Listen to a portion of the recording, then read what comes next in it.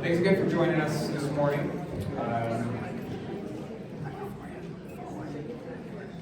Our next presenter is B. Agents. I had the pleasure of meeting B just about a half hour ago, and in the very short time I met B, B touched my heart, and I appreciate being part of that moment. It was fantastic. And if you have a chance to talk to B today, it's just really, the work that we do just showed. And I just want to say thank you so much for letting me be a part of that, and I hope everybody has a moment like that during this conference today. So, B is the founder of the nonprofit organization Lanie's Hope, named after her sister Lanie, who died by suicide due to gambling disorder. B's desire to change hearts and minds is reflected in Lanie's Hope's mission to humanize and illuminate the disease of compulsive gambling. Prior to moving to Virginia in 2021, B served as community engagement representative for the Nevada Council on Problem Gambling, focused extensively on advocacy work in the community and engaging the recovery community in advocacy work. Her work focuses extensively on the impact of gambling disorder on individuals, families, and the community, raising awareness of gambling disorder as the public health issue meriting treatment, community resources, understanding, and compassion. She's a certified peer recovery and support specialist and an IGCCB certified clergy gambling spiritual outreach specialist. B notes her highest callings are her recovery, advocating for those impacted by gambling disorder and addiction, and her faith.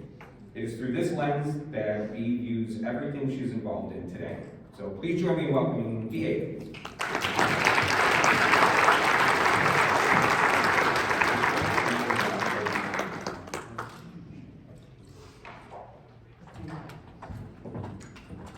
Let me make sure, is my mic loud enough? Yes. Yeah? Good morning, everyone. Good morning. I can't stand behind this podium because look, it's like the highest podium in America. So bear with me on this. So yes, I am the founder of Lanie's Hope, but it's a small nonprofit, and I created the nonprofit just to be able to have flexibility in what I do and in advocating, and this won't shock you guys, nobody that volunteers that works with Lanie's Hope nor myself are compensated in any way from our nonprofit. It's fully volunteer. But it gives us some flexibility in what we do and some opportunities. So I wanted to talk to you today, excuse me, about advocacy in action. Oh, and so our objectives. We need CEUs, we also need objectives, so I want to make sure that we meet these. First is obviously to learn the meaning of advocacy, and I'm sure we all have different thoughts on what that is and a general idea of what it is. We're going to explore what advocacy is, and I can confidently say that every one of you that's here today is an advocate already. So we're going to talk about the definition, what it means, and then we're going to become more aware of existing advocacy initiatives. It's my hope, and I hope we can, share initiatives. I'm accustomed to sometimes having a handheld mic that's passed or at a stage with people have questions. If we have time, we can pass this one and you can share. And if not, connect with me through Lanie's Hope and share what you're doing, and we can create a network. Because this will not surprise you, there are so many people who are doing good work, who are doing podcasts, who are doing radio interviews, who are doing community outreach, but we're doing it piecemeal and in pockets, and it's awesome, but what a big impact we could have if nationally we knew what's going on. So let's use Lanie's Hope as that springboard to collect information on who's doing what and cheer each other on. I've never met a greater group of cheerleaders than people in this field. You're here because of heart, and you're in helping services. So this comes naturally to you, and we just need a little framework to start and grow that. So expanding on existing initiatives, expanding to new ones, and then understanding the difference between lobbying and advocacy. And the reason I want to bring that up is that how many people here are representing a nonprofit? Yeah, it's a fair number. How many people here who just raised their hands have concerns about lobbying or fear that your actions might be lobbying if you talk to your representative. Okay. Pretty brave group, not that many hands came up, that makes me happy. Good, because I want you to talk to them.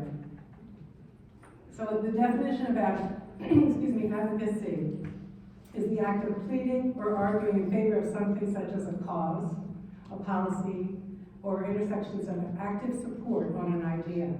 It's all about active. So active support for something. So we're going to talk about, the first thing I want to talk about is things that aren't as active, but they're meaningful. And we're going to go from small to big. So no effort is too small. No dream is too big. So I say from swag, does everybody know what swag is? Stuff we all get, okay? The things, stuff we all get. Shine a light. Did everybody get their Shine a Light wristband? I love it. I can't wait till this afternoon and see what's going to happen with those. But that's swag. But it also sends a message. And it's an important message that we pass on through our swag. So don't just, buy swag just to put something in a bag at an event. Make it count. Advocating one soul at a time. We're going to talk about that. Then engaging the recovery community, which is a huge unreached resource pool. And they are ready to share their stories. Many of them are. We're going to talk about how to engage the recovery community, how to do it effectively, how to expand your workforce, and how to have champions for our mission that is just going to be growing exponentially. To engaging your community, clearly you are all very good at that. I see the displays out here and what's happening in your state. It's pretty cool stuff you guys are doing. I've spent 32 years in Nevada, and I love Nevada. I love the group there that's, Carol O'Hare is my mentor. She's the gem of Nevada. They are a small but mighty team. I think their staff is 4 people. And you would think Nevada would probably have 50 people, wouldn't you? I would, right? So we had to get creative in engaging people because 4 people can't go to every community event and speak at every opportunity and do the work that needs to be done. So engaging in your community and then recruiting recovery people, we're going to talk about that. And then we're going to talk about your state representatives, which, Commissioner Williams spoke about what's happening in your state and what your state representatives are doing and your national representatives are doing. So in engaging your national representatives, every act of advocacy matters. Every act. Here's one of my favorite pieces of swag. Have you guys ever seen this? It's from, I believe it's from No Hero and Heroine. Simply the hashtag, no more shame. I love it. Hashtag no more shame. That is swag that matters. Because it makes people inquire, makes them curious. What were you ashamed about? Or where's the shame? What does it mean? Advocacy is an active support, so this is not advocacy. It's still an influencer, and it makes a great impact. And has anybody bought a rubber wristband lately? What do they cost?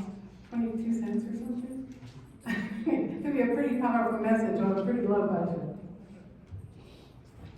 It's okay to start out small. For every person with gambling disorder, I know you guys know this, at least 10 others are impacted in the community. Their family, their employer, their community. We spoke about this yesterday.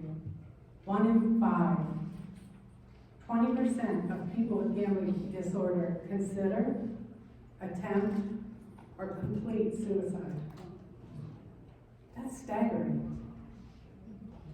Many of you will know our friend, Jeff Beck, who's since passed away.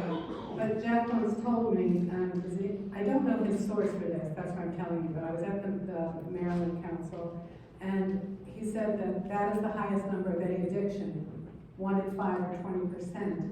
And he quoted 13% for alcoholics, those with alcohol use disorder, excuse my language there, and 11% for people with substance use disorder.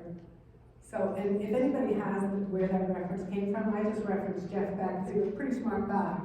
And it tells you, we should be getting more attention, and we should be getting more funding. And don't get me started, but I'm just getting started. Can any of us say, with 1 in 5, can any one of us say, the one doesn't matter? I put the starfish up there. You're probably familiar with the starfish story, but I'm going to share it anyway, because it speaks to what we do. And there's a young boy who's walking along the beach with his dad, and there's starfish everywhere. They've been washed up by the tide. And the little boy's going along and picking up a starfish. Picking up another starfish and throwing it in the water. And his dad's behind him. And his dad comes up and says, "What are you doing, Timmy?" He says, "I'm saving the starfish."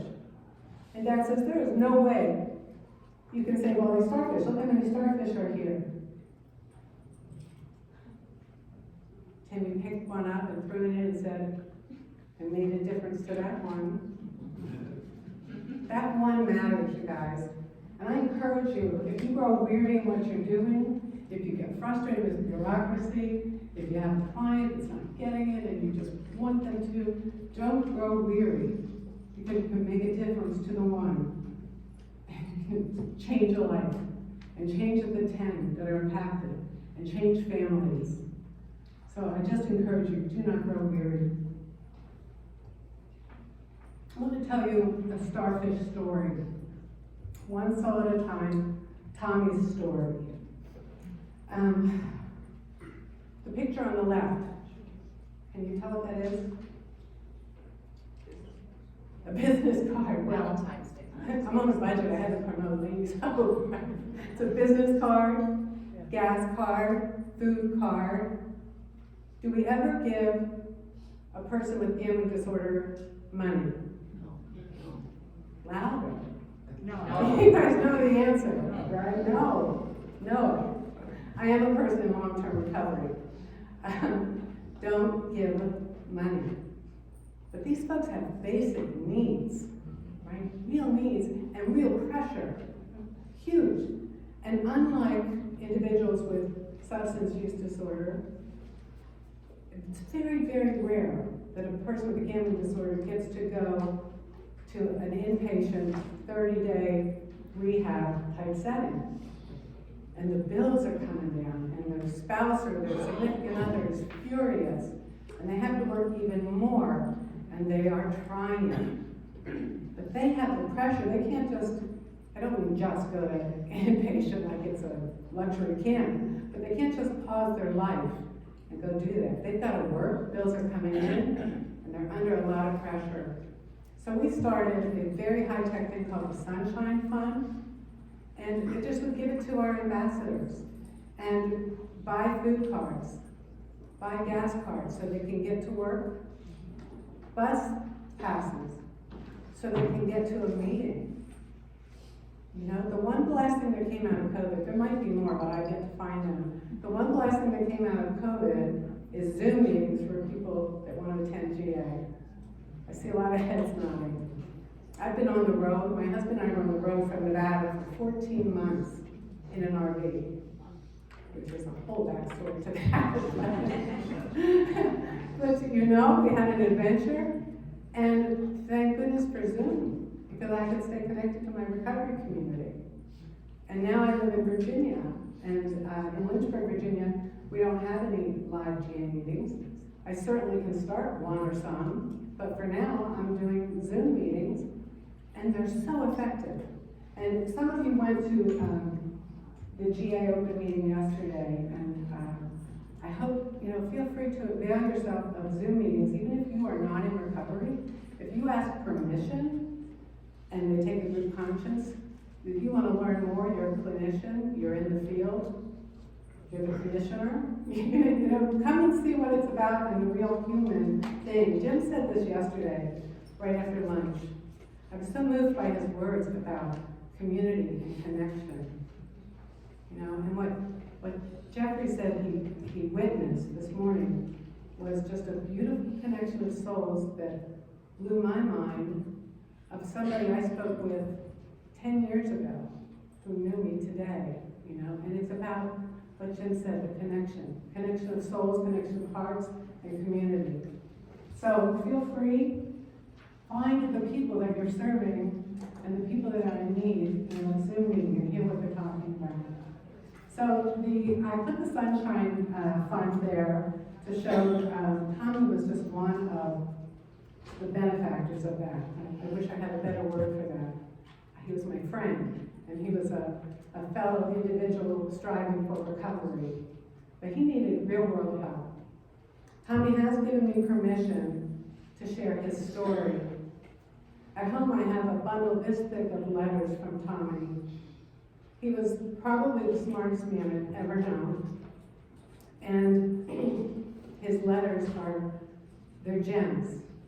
At this moment in time, I can't bring myself to read them, but they are kept safe and someday. But right in there, I know I have authorization to share Tommy's story. Tommy spent 21 years, 5 months, and 2 days incarcerated because of a gambling-related crime. And he was released. He was sentenced with life without parole.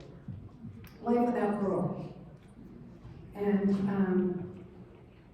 there was a woman, I don't recall her name, he spoke of her fondly. There's a woman in the system that said, Tommy, you shouldn't have gotten life without. And that was a plea deal. Talk about the legal system.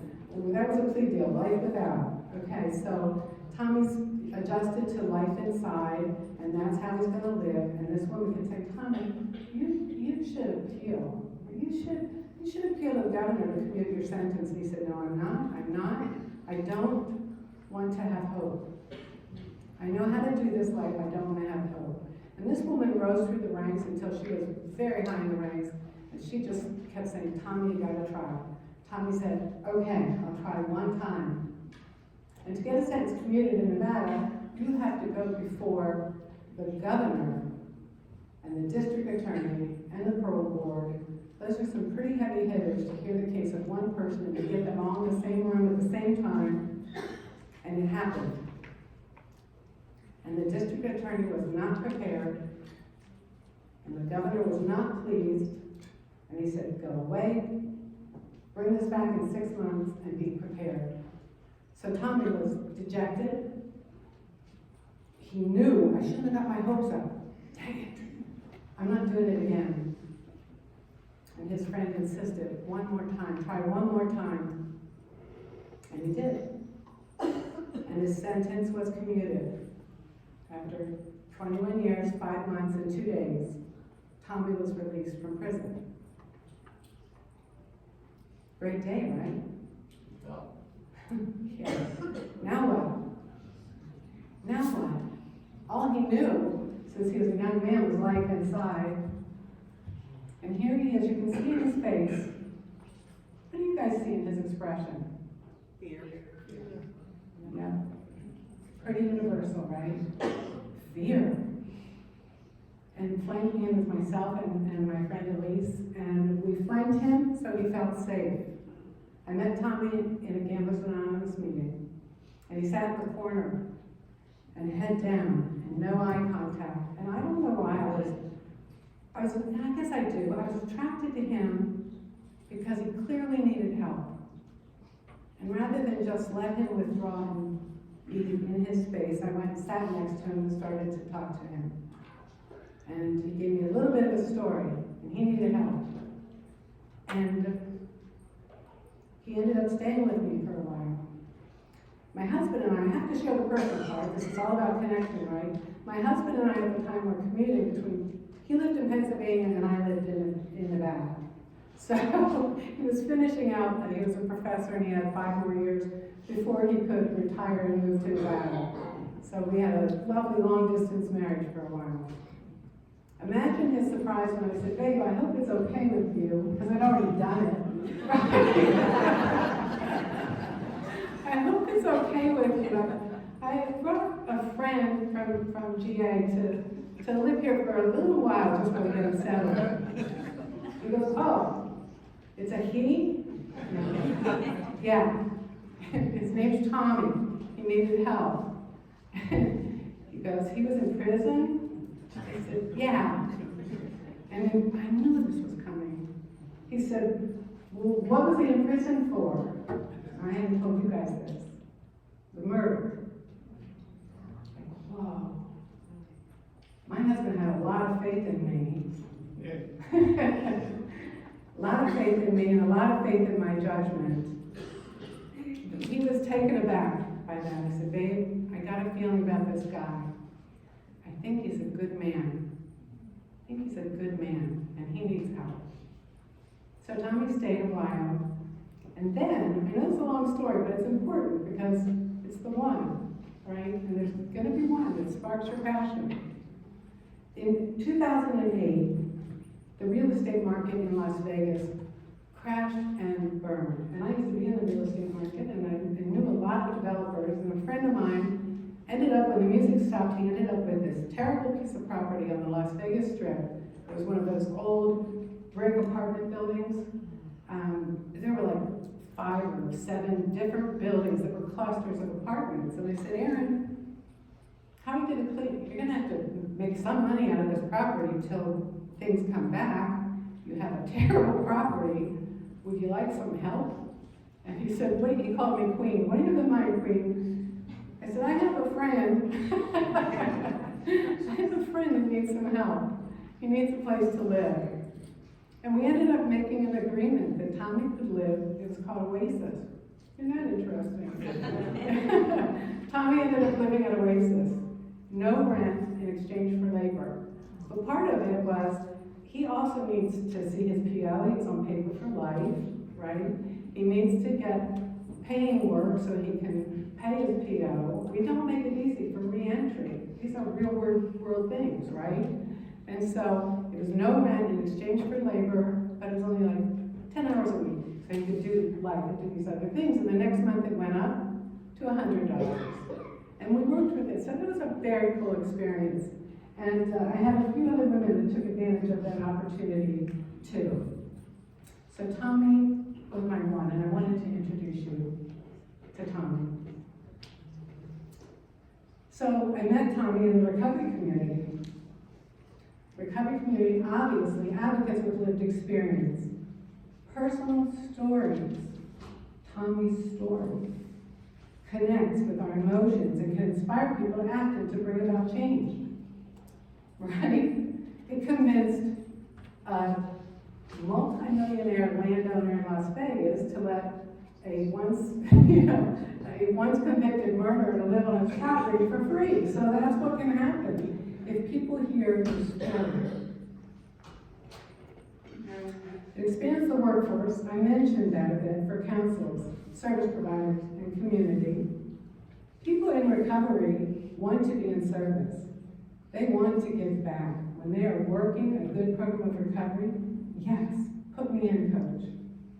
It's an untapped resource for community involvement. And here's another thing, it destigmatizes addiction recovery and removes barriers to entry to those who still struggle with addiction. So if they see a peer out there giving back and they're still struggling, it makes it safer to come up to the table, right? To say, that person gets me. They know me. We don't wear a sign that says, you know, I still say recovering compulsive gambler in the rooms, and I'm sorry. I should change it. I am a person with a gambling disorder. But it's been 27 years, so that tracks pretty deep in my GA. But they can, thank you. They can change public opinion and policy. So share your stories. I shared my story. This was the first time I had four friends cheering me on. That's all you need, a couple cheerleaders.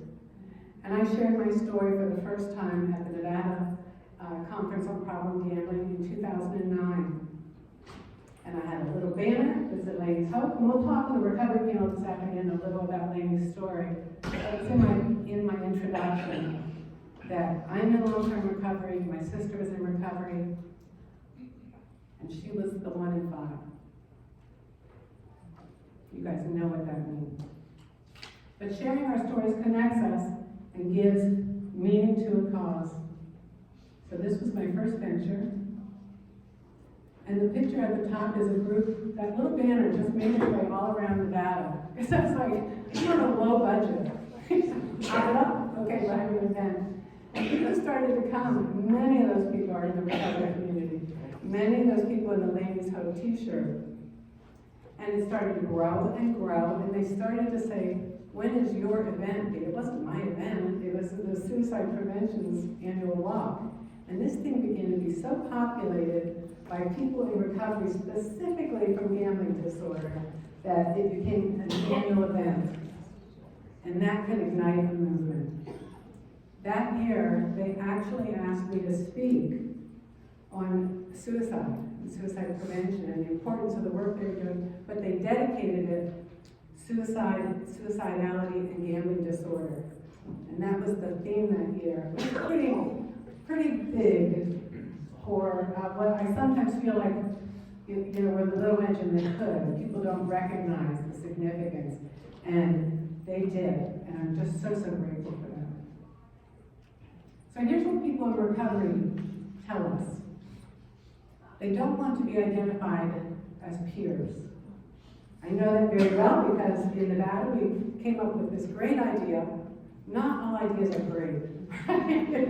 That's why it's good and we were in recovery. But you gotta run it past people and introduce it. And so the great idea of this group of peers, they don't want to be, it was an initiative called Press On. My dear Carol O'Hare loves acronyms. I can't even tell you what Press On stood for now. But I know that the first letter was peers. So we had our first gathering of peers and they're like, whoa. If you say peer, if I'm in your peer, Press On means we're peers, you're identifying me as a person with gambling disorder. I don't want to be identified that way. My story is mine to tell. Okay, fair enough. They'll support group activities that don't identify them as being a recovering compulsive gambler. Their language. This one's big. They felt shame in their addiction and they no longer wish to feel shame in their recovery. Can I have an hallelujah? Yes. Amen. Recovering compulsive gamblers experience bias. Even in other recovery groups, there is more work to be done. I told you that stories connect us. I'm going to share another personal story. I hope you don't mind. I also am in long-term recovery from alcohol use disorder. And gosh, I'm going to be 34 this year in April. So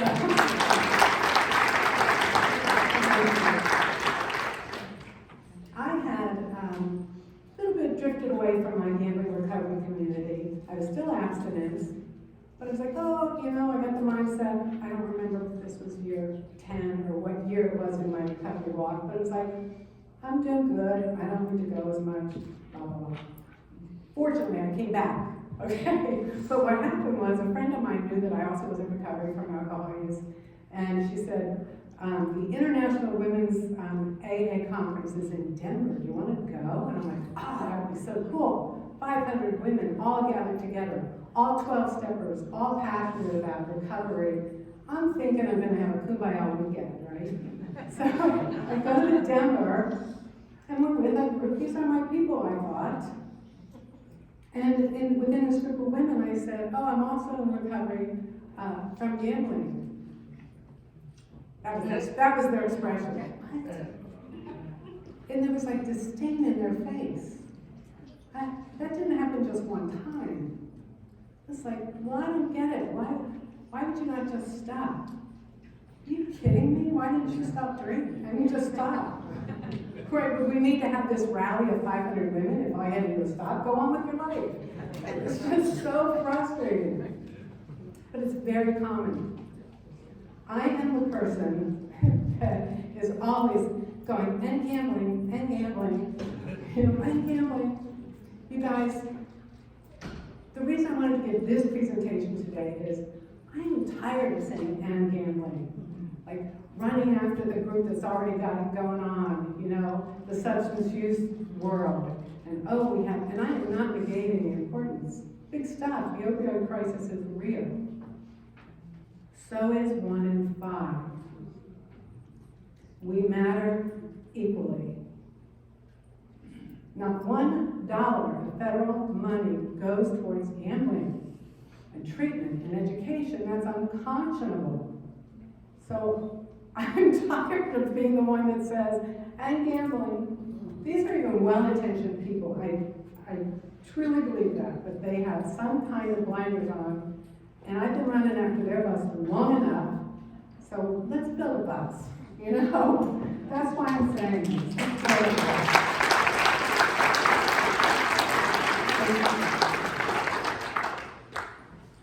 I like this. Movements involve more than the afflicted. They engage the community.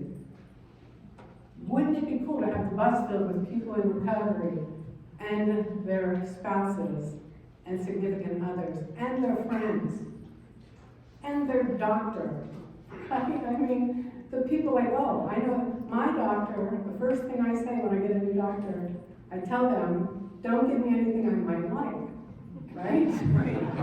One time I went to my doctor when I was still in the back, some bad stuff came down in my life with COVID, and it was financial, and I was crying, and I moved to go to my family doctor. This is beautiful. As I'm sobbing, and he says, "Bea, I gotta ask you, are you gambling?" And I'm like, "No, but I'm so glad you asked." You know, thank goodness, right? Yeah. So let's raise some awareness and not say, "Oh, these are the little people in recovery." People, I want the community, the state, the nation, and the world to care about this issue. So I'm going to talk a little bit about the lobbying in 501c3. You probably know from my personality that I am not a big cross the T and dot the I kind of person. The IRS prefers that, so it's important that we know this stuff. They prefer it. So I'm not going to read this whole thing. I think that our PowerPoints are going to be available on that very cool app you have. But basically, it's at the bottom. It says, under the substantial part test, an organization that conducts excessive lobbying in any taxable year may lose its tax-exempt status. That is not a good thing. So the Substantial Test Act, there's a scale. You guys really didn't raise your hand, so maybe this group's not fearful of lobbying. I think that's great. I find it when I'm out and about, a lot of people with nonprofits are. And they just say, oh, I can't do that because it's lobbying. It is not. And when we are involved in lobbying activities, we still can. But it's the substantial part. Like, if I spend 10% of my time doing it, is that allowable within this framework of, they base it on how much money your nonprofit has, how many hours, how many staff. There's a formula. But I just want you to know it is, first of all, okay to do it if you pass that test. And these are the two very simple. For the nonprofit organization, federal law makes two basic modest requirements. One is reported on your annual tax return, how much time, how many resources you expend in lobbying, and don't exceed the limited percentage of your budget that can be devoted to it. Excuse me. So it's pretty easy. You can do it. But here's the more important thing. It's not lobbying if. It's not lobbying if you discuss the needs or interests of an organization in a general way. There's no urging. Okay? No urging to change a law. It's not lobbying if you, every time you send out an email or a press piece or information, that you also include your representatives. It's not lobbying if you invite them to your community event. Why wouldn't they want to be in the community and show support? That is not lobbying. So I don't want you to be afraid of your representatives or afraid of speaking out. And it's not lobbying if you're speaking personally. I, B. Akins, wearing no other hat, can speak passionately to my representative if I'm B. Akins, who lives in that district, who's talking passionately about something I care about. As soon as I say I'm B. Akins with Lanie's Hope, that's different. Or any other organization backing me up. But B. Akins, who lives here, is impacted by this, has every right to speak. It's not lobbying, it's their job to listen. I think that's all I have to say about lobbying. Advocacy at state level. Excuse me, I've been fighting a little bit of a cold. Advocacy at the state level. It's a powerful picture. A couple years ago, there was a bus, a literal bus, from Las Vegas, Nevada to Carson City, which is about 8 hours in the car and 11 hours on the bus, I'm not sure. It was a long, fun bus ride. But I took the bus ride. I brought Carol O'Hare along, kicking and screaming. We ended up having a blast. But we were the only two people on the bus representing gambling disorder issues. It happened to be Problem Gambling Awareness Month. I happened to have a whole lot of swag, including the Problem Gambling Awareness Month buttons, because I was still, and I will when necessary, I was still chasing the bus. This group, the group on the right, all people with substance use disorder and recovery, doing a great job. Stand up for recovery. I love their hashtag and their passion. And they got a bus and they went up to Carson City with little old me and Carol. So we passed out on the bus. They passed out Narcan, which was pretty cool. And I learned about that. It was a great thing to learn about and to have. And we passed out Problem Gambling Awareness Month buttons. And we got to meet with our state representatives. And they were happy to have us for Recovery Day. The picture on the left, me with the gentleman in the bow tie. See the bow tie? He usually is. Yes. He's the Attorney General of Nevada. He's a personal friend. I mean, we don't hang out, but I did him a favor once. And I spoke to a group for him, and his wife and I sat on a executive board together. So I know him. And we have a photo op at Stand Up for Recovery. And I'm like, oh, that's cool, Aaron's here. Here's the bad thing. We heard so much from Michelle Malkin yesterday about legislation and what needs to be done, and we're hearing about it. Policymakers do not understand this stuff, or why it's even an issue. This is a sad story, because that gentleman is a fine gentleman, Aaron Ford, the Attorney General of Nevada. He's a good man. He doesn't get it, and I thought, I'm going to use my personal influence. I know him, I think I can get to him at something, and talk about something really near and dear to my heart. My friend Tommy. My friend Tommy was on paper for life, and if he gambled again, he was going back to jail for life. And Tommy was freaking out because he'd gambled again. And he couldn't go to his PO because his PO would send him directly to jail. The system had him in this horrible, horrible catch-22. And we heard yesterday about secrets. I'm not sure if it was Sean or Michelle that spoke about that, but about secrets. And in recovery, we say you're only as sick as your secrets. Tommy had a big secret. He got blessed with having his sense commuted, which never happens. A lot of people looking out for him. He got blessed by housing and a leg up, He started to get a job and working recovery, and he has a brain illness. And he gambled. He had a reoccurrence, as my friend George says. And anybody else could say, it's hard to go back in and say, I relapsed. It's not going to take your freedom. It was going to take Tommy's freedom. And I went to my friend, and all he heard was, oh, he gambled? He's got to go to his PO first. Isn't there, I don't know his world or his system, but isn't there a way? This guy wants to do the right thing. He wants to do intensive outpatient. He wants help. He wants to be a good citizen. And this is a big stumbling block. He's scared to death to go to his parole officer.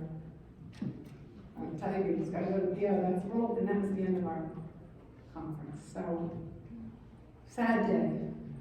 Sad day. And that's why I say, don't grow weary. Days like that can make you weary, right? Wow. So Tommy came back into recovery. He did not tell his PO. He was between a rock and a hard place. And he told his GA family, and we circled him and loved on him. Another miracle for Tommy. Tommy got a great job at a lithium plant in Henderson. And he got that job by telling the truth. He told them his story. Imagine an employer that would hire him. It's hard to get a job when you've got a record, let alone murder.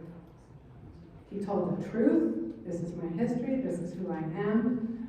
And he was a respectful, kind, God-loving, beautiful soul. And they hired him and trained him. And I think he was making like $25 or $28 an hour. That doesn't happen. It's beautiful. He got a little home that he rented for himself. Oh, and I have a picture of him just looking over his fence like this. And he's so proud. I wish I should have put that picture in here. He was so happy. You got a girlfriend, you got a truck. All right. I know. It was good. And Tommy was living well, but he still needed serious mental health care because of his childhood. He's given me permission. I told you I have Tommy's story in letters. He's given me permission to share. Someday I will. But his childhood was horrific. It was unbearable. That little boy withstood things no human should ever have to withstand. Tommy had strength and grit and will, and a system that was against him. And he couldn't get the mental health care he needed. So, Tommy's girlfriend broke up with him. Tommy relapsed again and wasn't working the program. And his girlfriend was in recovery and said, I love you, but I can't. Not forever. Go get recovery. Get your stuff together. Not forever. And he called me in desperation. He called me Miss B. We were really close friends, but he called me Miss B. And I said, Tommy, it's not forever. She does love you. I can't promise you she'll come back or not come back, but I can promise you she won't if you keep gambling. Let's go to a meeting. Well, I told you that my life got really weird from COVID. My husband and I were on an RV trip. We sold our home. Things didn't go well at all.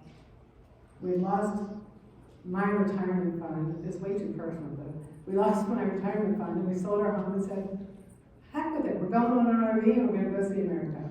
Sounds like a great plan. Making lemonade out of lemons. It didn't go well at first, but it turned into a wonderful adventure. But a week into that trip, after losing my house and the funds and this new way of life and figuring it out, I got a call that you never want to get from the Clark County coroner. Is this Miss B. Akins? I said, yes. You know Thomas Welsh? I do. And Tommy took his life. My starfish. Yeah. Yeah, my starfish took his life. Doesn't mean I'm not going to pick up another starfish. Right? Amen. We're going to pick up a starfish, and we're going to change things. You can't have a system like this where people who want and desire help and want to get treatment and want recovery can't get it. But yeah, I love my Tommy. So that's advocacy at a state level. I don't know how effective I was there with the Attorney General, but I got a new state. I haven't met anyone in Virginia yet, so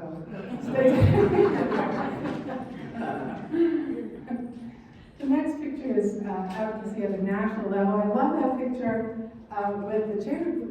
Advocacy Day was when the cherry blossoms were going. It was so beautiful. And that's David Figler. He is an attorney and a champion for the cause, and I adore him. And picture on the right is, many of you will recognize Keith White, and our state senator at the time. And it was not, the National Council creates the opportunity. They will train you to lobby or to go speak, right? They'll train you, they'll tell you what to say, they'll tell you what they care about, what initiatives, and they'll make the appointments. So it's pretty cool. No bus either, so this is how. How am I for time? Okay, thank you. I get passionate about this stuff. So I'm encouraging you all to think about, get involved in national advocacy. Okay? I don't care if it's the one, I don't care if it's your band, your shine a light. We can go big and big and bigger if we do it together. And national sets the platform for us. This year, before the national conference, the 26th of July is National Advocacy Day. And those guys do a mighty work, and honestly, I know that, it's a mutual relationship the way that organization is supported, but they do a mighty work in DC. And when I went, there were probably, I'm gonna guess, 10 of us from the whole country.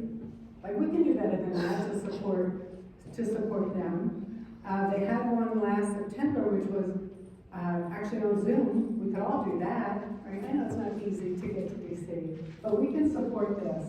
And at the very least, I want you guys to understand the initiatives they're promoting. So we'll get into them specifically, but support the GRIT Act. I love the acronyms, the GAP Act, and then encourage gambling treatment diversion report. So the GRIT Act, brought to us by somebody you might know. Everybody familiar with Representative Claudia Tenney? She has proposed this Gambling Addiction Recovery Investment and Treatment Act. I asked and we spoke about that, we were looking for a co-signer for that bill. I spoke with the National Council a couple of days ago. They said it's not come up yet this session because we had a little trouble figuring out who the Speaker of the House was. So we didn't want to get in that mess. But support the GRIT Act, and I encourage you. Are you all familiar with it? Nobody's familiar with it? Oh, good, look it up. Okay. it's your representative that's brought it. New York's doing a great job. I've got a couple of your people up here. They're doing a great job. So what maybe they need to do is you guys know what they're doing? This is a huge support. So it mandates that we all know that there's 0.25% tax, federal excise tax, taken on sports wagering, right? Do we know that? Do you know all the money that's coming in from mobile sports apps? Commissioner Williams mentioned it this morning. The federal sports wager excise tax already exists. In 2020, it was $38 million. In 2021, $110 million. 2022 numbers, I could not yet find them. There were approximately $200 million in excise tax. So Congressman Tenney has this act that she wants to get somebody to co-sign. The American Gaming Association at the same time presented a bill to get rid of the excise tax. I know, I see eyebrows raised. No, they did. This money would not be any new tax for anyone. It's already there, and she's proposing that it split 75% would be distributed to the states, and 25% would be allocated for research. So I encourage you to support the GRIT Act. That is pretty impressive. And again, New York is in the House. Representative Paul Tomko introduced legislation to ban advertising. You guys are familiar with this, and Representative spoke about that just a little while ago. But your state is making a showing, so I'm really proud of you. And then the GAP Act. The GAP Act was spearheaded by Senator Elizabeth Warren. This was to protect our service people. There's over 3,000 slot machines in our military bases, and there's no regulation. They don't have to have signage. They don't have to have education. They don't have to have treatment available. So that's what the GAP Act is, and I encourage you guys to all support these initiatives. And the final thing is encouraging gambling treatment diversion courts. The woman is Judge Moss, who started the Nevada diversionary court, and the gentleman is Judge Mark Farrell, who here in New York had his gambling court, and he was a beautiful, beautiful soul, did a beautiful thing. So there's a lot of initiative and interest going with this. There's frameworks being made for this to roll out in other states, and Michelle spoke about that yesterday. So again, no effort is too small, and no dream is too big.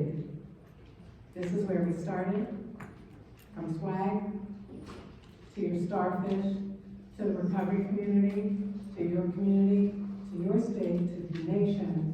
Every act of advocacy matters. And this slide, unfortunately, is messed up here. Is it messed up there? Yeah. Okay, I will tell you that we envision a world where gambling disorder is treated as an illness and not a moral weakness, and where treatment is available for the individual with gambling disorder and their family, and that insurance companies and state and federal funding is available for anyone who's willing to reach for it.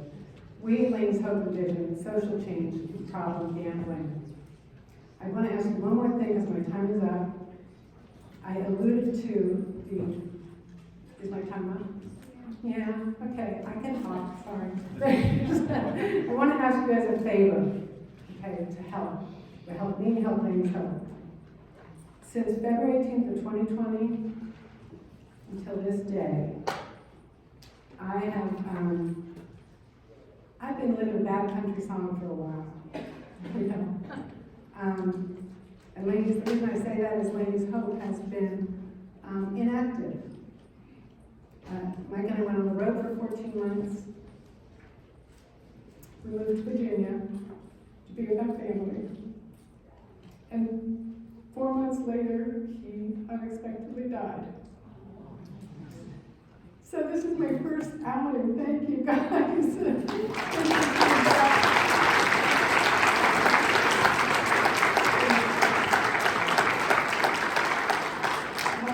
Thank you. So my favor is I have a bit of shame, bad word, but embarrassed. That if you go to my website now, or you go to Lanie's Hope Facebook page now, it's going to look like, that chick's not doing anything, because it's been a minute.